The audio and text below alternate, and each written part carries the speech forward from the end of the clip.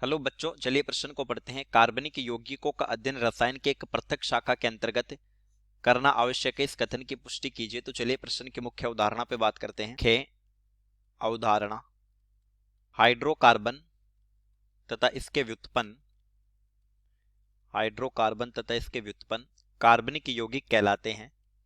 कार्बनिक यौगिक कहलाते हैं।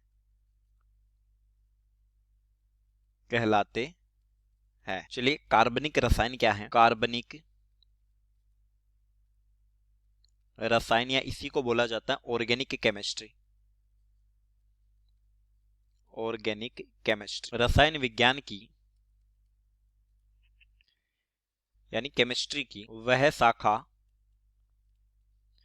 जिसमें कार्बनिक यौगिकों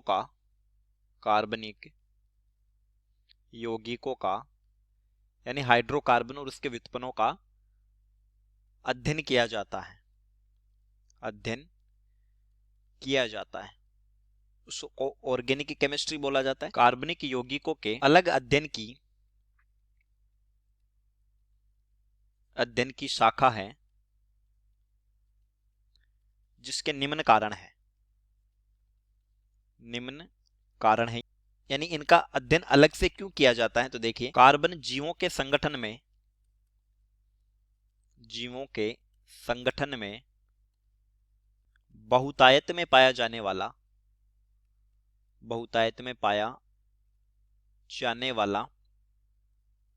तत्व है, यानी अन्य तत्वों की तुलना में ये ज्यादा उपस्थित होता है। दूसरा कारण, यानी सभी जीवों में कार्बन उपस्थित होता है। दूसरा कारण, मनुष्य के दैनिक जीवन में प्रयुक्त 80% से अधिक यौगिक कार्बनिक होते हैं। इसलिए एक अलग शाखा की आवश्यकता है। पृथ्वी पर पाए जाने वाले 2/3 यौगिक कार्बनिक है। कार्बनिक यौगिकों के भौतिक गुण लगभग समान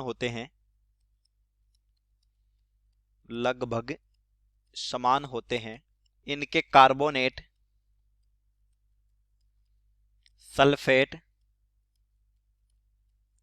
तथा ऑक्साइड को छोड़कर यानी काफी समानता होती है गुणों में।